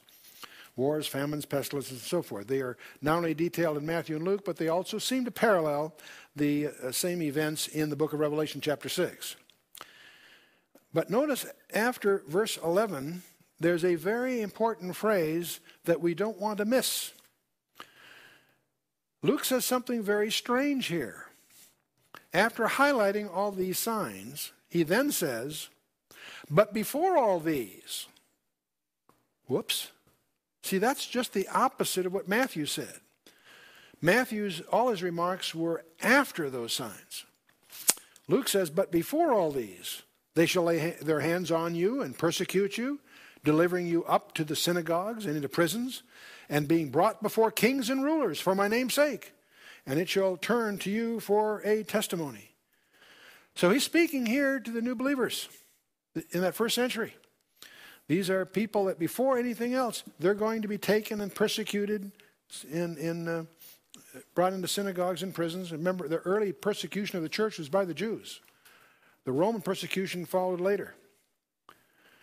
And Jesus gives these early believers some advice. Settle it therefore in your hearts not to meditate before what you shall answer. For I will give you a mouth and wisdom, which your adversary shall not be able to gainsay nor resist. And ye shall be betrayed both by parents and brethren and kinsfolk and friends, and some of you shall they cause to be put to death. And ye shall be hated of all men for my name's sake. Boy, doesn't that describe the early church? Doesn't that describe especially the letter to the church at Smyrna and so forth? But there shall not a hair of your head perish. In your patience possess ye your souls. When ye shall see Jerusalem compassed with armies, then know that the desolation thereof is nigh. Okay, that's so far so good. Then let them which be in Judea flee to the mountains. Let them which are in the midst of it depart out. Let not them that are in the countries enter thereinto. It's understandable why people would think that, gee, this is the same thing as Matthew, except it's not. Matthew's discussion about getting out was after the abomination of desolation. This is before that group of signs. It's a different desolation altogether. And not only are they get out of town, if you're not in town, for heaven's sakes, don't come in. That's what he's saying. For these are the days of vengeance, that all things which are written may be fulfilled. So we're dealing here with the siege of Jerusalem, and we need to understand a little bit more what happened there. Vespasian and his son obviously were very prominent in the Roman chain of command. Vespasian was commanded by Nero to attack Jerusalem. In fact, Judea in general, Jerusalem in particular. And so he and his son, Titus, attacked the cities in the Galilee and There's a whole campaign that's detailed for you by Josephus. He recorded it in great detail. How they're knocking off one city after another. They're not at Jerusalem yet, but they're making their way down to Judea. Then a strange thing happens that we overlook. Nero dies. And the maneuvering for the throne goes on. First Galba takes over, then Otho, and then Vitellius, all for just a matter of months. Total turbulence in Rome. And what does Vespasian do? He goes to Rome and he ends up taking over the entire empire, leaving his son Titus to fulfill what they had started. So there is a hiatus there of more than a year that they're in place almost, but they haven't set up the siege yet. Titus is left to complete the siege, and you can find all this in Josephus in the Wars of the Jews, Book 6, chapter 6, verse 1 and following. So Titus actually sets up the siege. Now, here's the real point. Eusebius records in Book 3, chapter 5, verse 1, that because of that hiatus in the siege, where it wasn't sealed off yet, the Christians that took Jesus' advice got out. And according to Eusebius, they went to a town called Pella in the mountains in Perea. That's over way east of the Jordan. And so it's interesting. There are I always wondered where scholars get this fact that there's about 1,100,000 that were slaughtered in the siege of Jerusalem when Jerusalem fell. And yet I had several scholars. I came across this understanding by some that there are no Christians that perished in that siege. Where did they get that? Well, I found out it's because the records, Eusebius being one of them, and there's some others that indicate that they split because the siege wasn't sealed off yet. But it was clear that it was coming to anyone that was sensitive. And Jesus told them, when you see Jerusalem surrounded by armies, get out of town. And they did. And they succeeded because of that. And you'll find that mentioned in a number of places in the Nicene and post-Nicene Fathers. Volume 1 has most of Eusebius' writings, and I checked it out. But anyway, the advice continues for this first desolation. But woe unto them that are with child, and to them that give suck in those days, for there shall be great distress in the land, and wrath upon this people. And they shall fall by the edge of the sword, and shall be led away captive into all nations. Now, wait a minute. That's not what's going on in the Great Tribulation. They're just getting crunched. No, they're led away captive to all nations. And Jerusalem shall be trodden down of the Gentiles until the times of the Gentiles be fulfilled. Now, here we have a huge issue. First of all, it's clear, as you've been up till now, then, that what Luke is focusing on is a desolation of Jerusalem that's before the beginning of sorrows and all those signs. What we have in front of us are two desolations of Jerusalem. One before all those signs, that's what Luke is talking about. That did happen in 70 AD. And a final great tribulation that occurs later. There's two different desolations in view here. And but Luke also says, Jerusalem shall be trodden down of the Gentiles till the times of the Gentiles be fulfilled. This has got a lot of people very excited. There was a lot of excitement when the state of Israel was reborn. Just in the Old Testament, can a nation be born in a day? It was. In May 14th of 1948. And there were many people that tried to set dates. Gee, one generation from that, call it 40 years, that would be 1988. And we had all those books, and a guy by the name of Wisenant, was convinced that Christ was coming back because of that understanding here. Well, when that didn't happen, so gee, maybe the real duration here is not the nation Israel, it is the city of Jerusalem. And in June of 1967, as a result of the Six-Day War, Jerusalem's now, for the first time in 2,000 years, under the Star of David. That's kind of exciting. So a lot of people are starting to count from there. Well, you say, gee, if a generation is 38 years, and if you say Jerusalem isn't trodden down by the Gentiles since June of 1967, you add 38 to 67, you get an interesting year. This one. Now, don't misunderstand me. I'm not suggesting that's correct. I'm just saying that's where some people are getting excited. Because one can validly argue Jerusalem is still trodden down by the Gentiles. It's still, we do not have, Israel is unable to get the nations to put their embassies there. They call it their capital. It's under dispute. It's still contested. And that's why we watch that with great interest. But there's another issue that lurks behind this that's still indeterminate. What is the trigger for that generation? I'll come back to that before we finish. Anyway, Luke continues, there shall be signs in the sun and in the moon and the stars, upon the earth, distress of nations, with perplexity, the sea and the waves roaring, men's hearts failing them for fear, and for looking after those things which are coming on the earth, for the powers of heaven shall be shaken.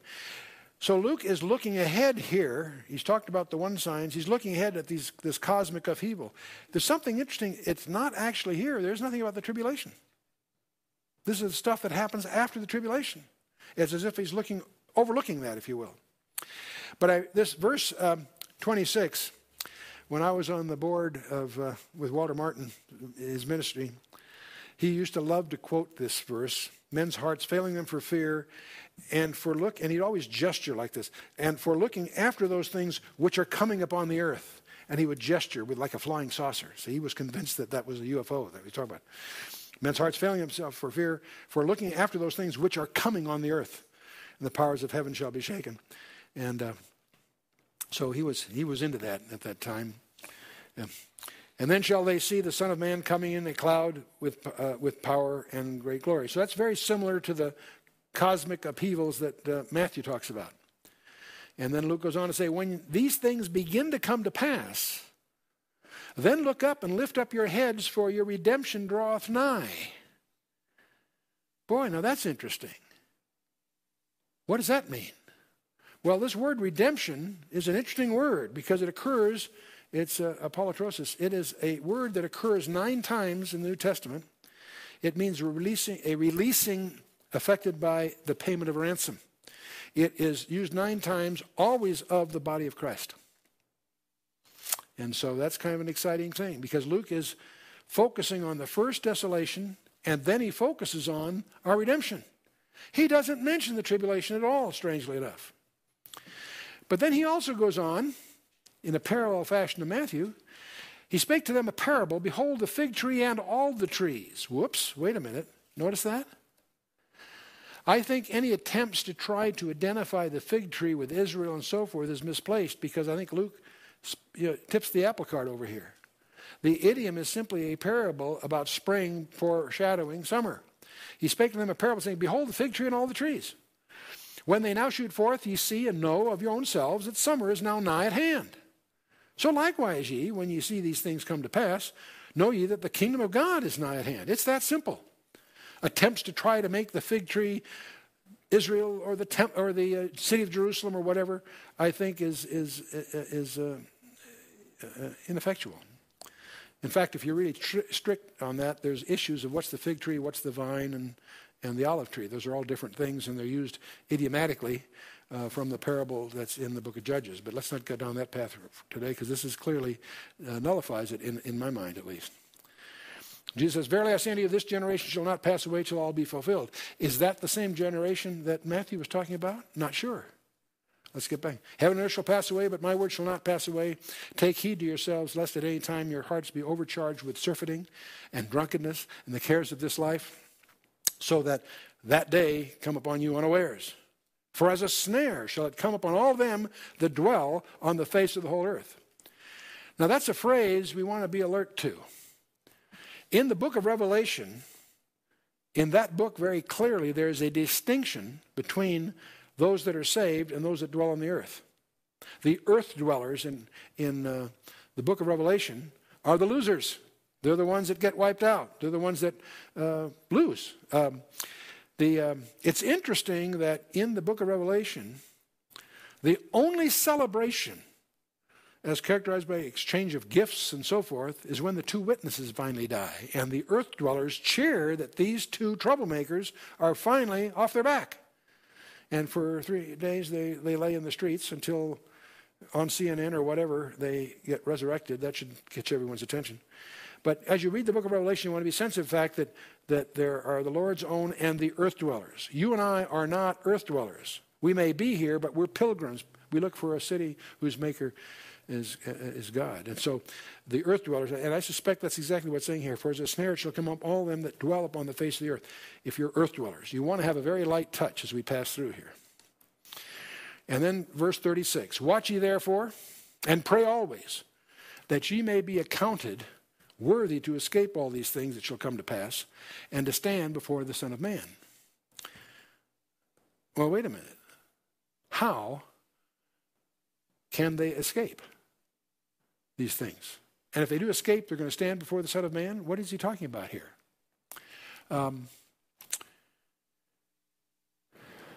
One of the things that we'll discover, incidentally, as we go here, in the next few verses, is that this didn't even occur on the Mount of Olives. Let's go on here a little bit. We had the beginning of sorrows, the false Christ, wars, famines, pestilence, and earthquakes. And these were collectively labeled by Matthew the beginning of sorrows. But the end is not yet, he says. Both accounts, both Matthew and Luke, allude to this cosmic upheaval group, with the sun, the moon, the stars, and so forth. And Matthew has it in verses 10 to 13. Luke has it in verse 25 and following. And Revelation, of course, deals with that downstream a bit. And remember when we were talking about these things back in verse 11, great earthquakes shall be in divers places, famines, pestilences, and fearful sights, and great signs shall be from heaven. Then we have this strange passage by Luke. But before all these, everything Luke's talked about is before these beginning of sorrows. There's a different emphasis, at least, between where Luke says, but before all these, and Matthew says just the opposite. All these are the beginning of sorrows, then shall they. What the dividing, the watershed issue are the false Christ, wars, famines, and earthquakes. Luke clearly focuses his attention on that which occurs before those signs. Matthew clearly focuses virtually all his remarks on that occur after those. So they certainly have a different emphasis. One says before these things, and the other one says then shall they, or is another way of saying after these things. Same equivalent thought. So let's take a look. Let's talk about that resolving power we talked about earlier. Remember I said if you get a cheap telescope, they all look like they're one, the same thing. And yet if you get a good telescope, spend some more money, you get better optics, you discover that what you thought was a single thing is actually a pair that overlap. And so we have Luke and Matthew. And we have this strange group of signs called the beginning of sorrows that are common to both passages, except Luke talks about things that are before these things, and Matthew speaks of things after. They both talk about a desolation. I'll call Luke's desolation of Jerusalem number 1. That occurred in 70 A.D. Clearly, that's what he's talking about. And that's what the preterists jump on and say, well, the whole thing is all fulfilled. No, not so. Because Matthew talks about a different desolation of Jerusalem, one yet to happen. And Luke says of his generation that he's talking to, this generation shall not pass away till all be fulfilled. And it's interesting that 38 years from that to the fall of Jerusalem is exactly the duration of time that the generation passed away in the wilderness in the Scripture. And Matthew seems to be talking about the last generation. The trick is and I'm not suggesting the last generation is 38 years. Why? Because he says unless those days be shortened, there should no one would be saved. No flesh would be saved. So there's a different emphasis. Let's try to look at this a little more precisely. Let's just lay out Matthew 24 in front of us and Luke 21. Okay? Now both of them talk about wars, famines, earthquakes, and so forth, the beginning of sorrows collection of signs. They also both allude to a subsequent cosmic upheaval. They both, climax with that. Okay. But see, Matthew, when he talks about the wars, famines, earthquakes, and so forth, says then, in other words, after these things, comes the abomination of desolation, which ushers in turn, the Great Tribulation, that Jeremiah calls the time of Jacob's trouble. So far, so good. Luke, talking in his account, he mentions the same wars, famines, earthquakes, and so forth, but says before these things they shall take you and so forth. And he talks about the fall of Jerusalem that clearly happened in 70 AD with great precision. Now recognize that Matthew is talking to the Jews. I suspect the Holy Spirit knew that the Jews wouldn't be reading him anyway until after those signs. They'll start taking him seriously after the abomination of desolation and following. Matthew's account will turn out to be like a handbook of survival for that generation yet to come. Luke is speaking to Gentiles, Gentile believers, and he highlights that, hey, when you see Jerusalem surrounded, you get out of town.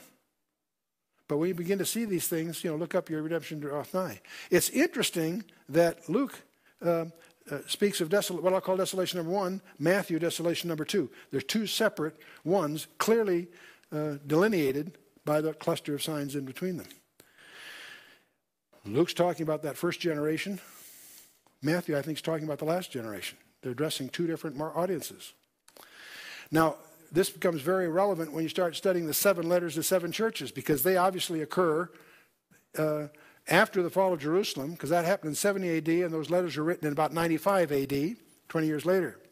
And yet still well in advance of the wars, famines, and earthquakes and so forth that will precede the abomination of desolation.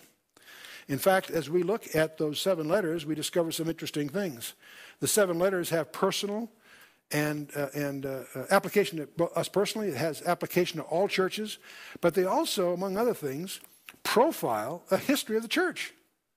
That's sounds like a pretty wild conjecture, except it's borne out by the fact that if they were in any other order, what I'm going to show you, wouldn't be true.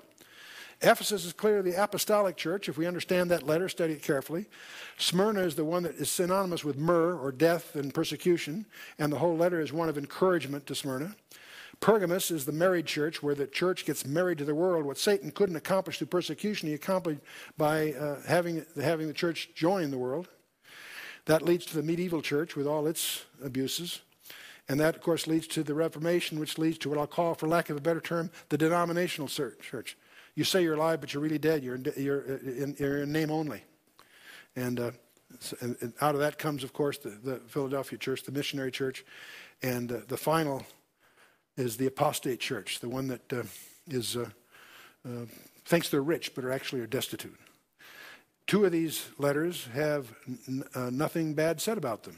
Smyrna, because it's persecuted, Jesus says, everyone has a report card, some good, some bad. But Smyrna has nothing bad. Just hang in there, guys. You're doing great. And Philadelphia has nothing. They're doing great, too. There are 2 that have nothing good said about them. The Laodicean church has nothing good said about them. And strangely enough, the Sardis church does nothing good said about them. That's very disturbing to the Protestant denominational church. But we notice that the first 3 letters are characterized by having the promises of the overcomer subscripted, and the last 4 have the promises in the body of the letter. So it's a distinctive for some reason. We also discover that the last 4 have explicit references to the second coming of Christ. The first 3 don't. So the possibility, and we also know that Thyatira is promised that they're going to go into the tribulation unless they repent. So we know there's one church that's vulnerable to that, if not more. We know Philadelphia is promised to be raptured, in effect, if we study it carefully. And that leaves some question marks about some of the others. But all of this, in any case, is prior to the wars, famines, earthquakes, and so forth. Are we together? That's a perspective. It's not necessarily correct. It's just one that we hold, and we challenge you to study it carefully and come to your own conclusions. But the interesting thing about this, in any case, is Luke doesn't even mention the Great Tribulation. Why? I believe it's because his listeners aren't going to be in it. I think that's kind of interesting. I think that's worth paying close attention to. But there's a couple of verses I forgot to read with Luke. As you finish it, it says, in the daytime he was teaching in the temple, and at night he went out and abode in the mount which is called the Mount of Olives. That's interesting, because Matthew and Mark's account were on the Mount of Olives privately. Luke apparently is accounting that which Jesus told his following in the temple. He says, and all the people came early in the morning to him in the temple for to hear him. I think that's rather provocative. It may very well be that what Luke is summarizing is a teaching that Jesus gave under that condition, more than once probably as the days went by, but it's a summary of what he taught, in contrast to the private inside briefing that Jesus gave his disciples. They're addressing different audiences. Matthew writes to the Jew.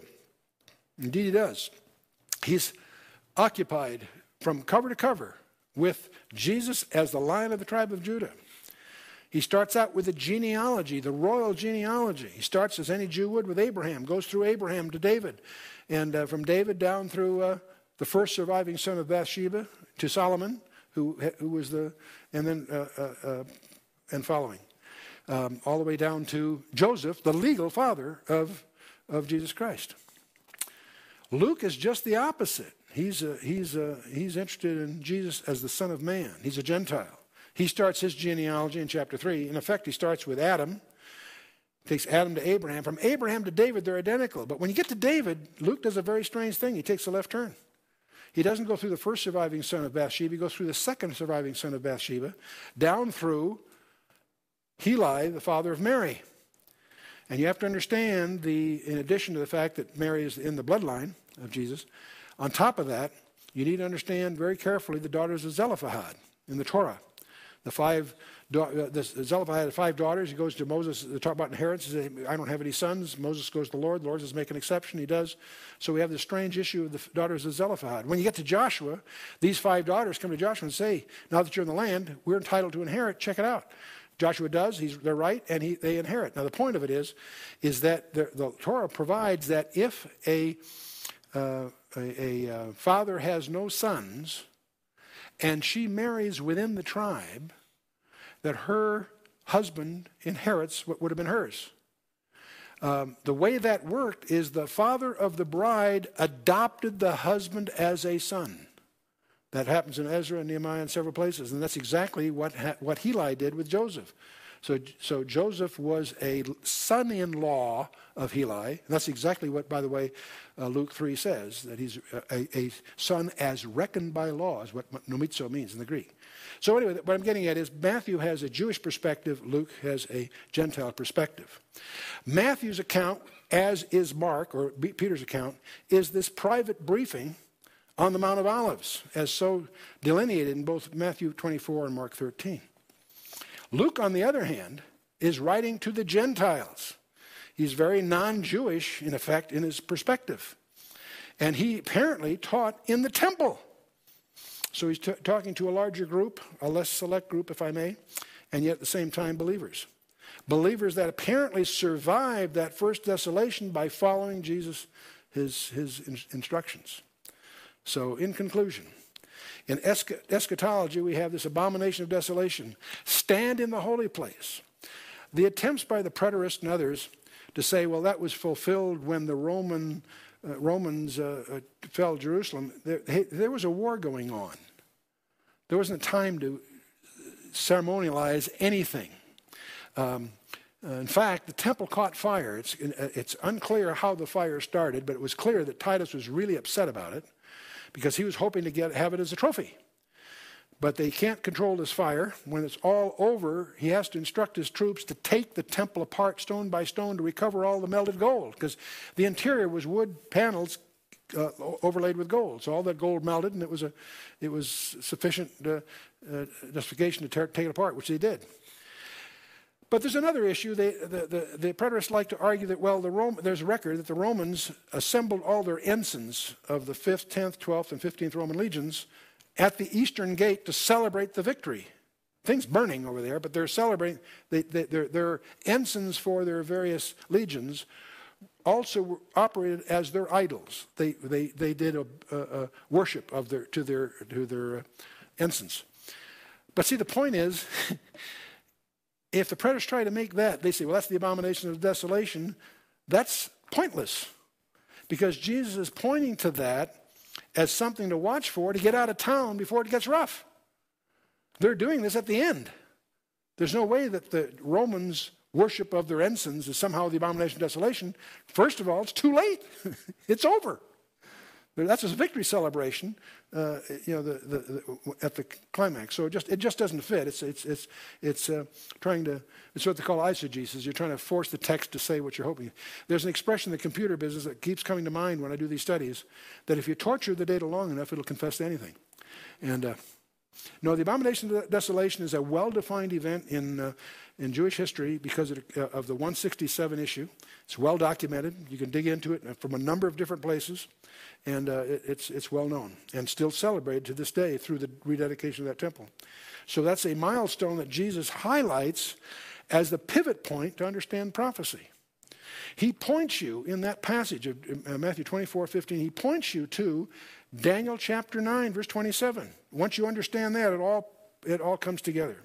So I encourage you to take a serious study of the 70 weeks of Daniel and understand who Antiochus Epiphanes was. Antiochus the Great was his father. He did a lot of things that got him a place in Greek history. But his son was the bad guy. And there's also an incident I want to make sure you've heard about with Caligula. And this is later. This is after the gospel period and so forth. But Caligula is on an ego trip, and he instructs his general in Judea. He's the emperor in Rome, but he instructs his general in Judea to place a statue of himself in the Holy of Holies. Petronius, being on the local scene, understands that if he tries to pull that off, he's going to have a repeat of what happened several centuries before, because the Jews will become unglued. So he realized that that's not consistent with his mission to try to keep peace. The Romans' anxiety all the way through is to keep peace in the land. The thing they feared was insurrection. They almost didn't care what you do as long as you did it peaceably. And you may recall that the scribes and the Pharisees, when they planned to take Jesus Christ, did not plan to do it on a feast day for fear of the Romans. The reason it happened on Passover is because Jesus called the shots. At the upper room, he announces that Judas is going to betray him, and that put Judas in a box. He had a fisher-cut bait. So he splits to make the arrangements. He had to do it then or not do it at all. The guy controlling the time of Jesus Christ, they had not planned to do it on a feast day, certainly not the feast of Passover, for crying out loud. Anyway, Caligula orders Petronius to put this, to reenact, in effect, the abomination of desolation scene from a few centuries earlier. Petronius refuses to do it. When Caligula finds out that he hasn't done it, he orders Petronius killed, understandably. But it happens within 2 weeks, Caligula dies of I've forgotten why now. Well, the message of Caligula's death gets to Judea before the message that was the edict to have Petronius killed. So he's off the hook. And when the emperor dies, all bets are off. There's a new regime stepping in. So it's kind of interesting, just an incident in history, but it's interesting how God seems to intervene to prevent the abomination of desolation reoccurring until the time is right. And that time implies that there's going to be a temple in Jerusalem. There isn't today. There needs to be a temple there to be desecrated. There needs to be a world leader that makes a 7-year agreement, covenant, or enforces a covenant. Maybe just you're going to enforce their right to the land, the Abrahamic covenant, whatever. But in the middle of that agreement to enforce that, he violates it and sets himself up to be worshipped. Because by then he's powerful enough to pull that off. He's on that ego trip, and we have a repeat of the whole Antiochus Epiphanes thing. If you want to know more about that, you can just study Daniel and study what Daniel says about Antiochus Epiphanes, because clearly the passages, especially in Daniel 11, that talk about Antiochus Epiphanes, and Daniel's talking about it as yet future, but as he predicts about Antiochus Epiphanes, he even sees more than that. And when you get to chapter 11, when you get down to about from 35, 36 to 40, it's clearly Antiochus Epiphanes. From 40 on, it's clearly yet future. There's a blurring there. Again, there's this resolution issue. And this hiatus of the siege in 70 AD is something that's overlooked by many historians, that because of Nero dying and the ambiguities of the throne, and Vespasian finally going to Rome to take over the empire, causes a halt, a hiatus, if you will, in the siege preparations of Jerusalem, which gave those that were informed a chance to get out of town, which they did, apparently, according to Eusebius and other records. Now, there's other implications of this, I think, that we should not overlook, and that's the deity of Christ. It's astonishing when you try to put it together to realize that Jesus predicted in Luke the details of the fall of Jerusalem in 70 AD. And the critics have a real jam here because they like to, late date things. But all the technology that's being applied to scripts and the scanning laser microscopes and so forth are moving the accepted dates of the New Testament documents earlier, not later. They believe they got copies of Matthew's, scraps of Matthew's document that may have been autographed that were like 50 AD, fairly early, much earlier than much of your handbooks would suggest. So here we have the deity of Christ exemplified by his laying out in advance the desolation of Jerusalem, enough so to get the Christians, out of there. I think that in itself is an interesting apologetic. So we have some issues. We talked about the destruction of Jerusalem. There's not one, there's two of them in view. And that's pretty clear, and that resolves most of the issues. Is it 70 AD? Yes. Is it yet future? Yes. Both are true. There's two different desolations. And the abomination desolation, what is it? I think we know very clearly if we just do our homework. When did it happen? In 167 BC. Is it going to happen yet? No. Jesus used that as an example of what's going to be repeated. We need to understand that. And, of course, the whole idea of the Great Tribulation. It's very provocative to deal with the Great Tribulation. One of your homework assignments is to study and come to your own conclusion as to whether or not the church goes through the Great Tribulation. I'm using the church here in the mystical sense, not church X or church Y. I'm talking about the body of Christ. Will we go through the tribulation? I personally believe you can clearly prove that a church will not, but I'll leave that to your own studies. That's a whole study in its own right.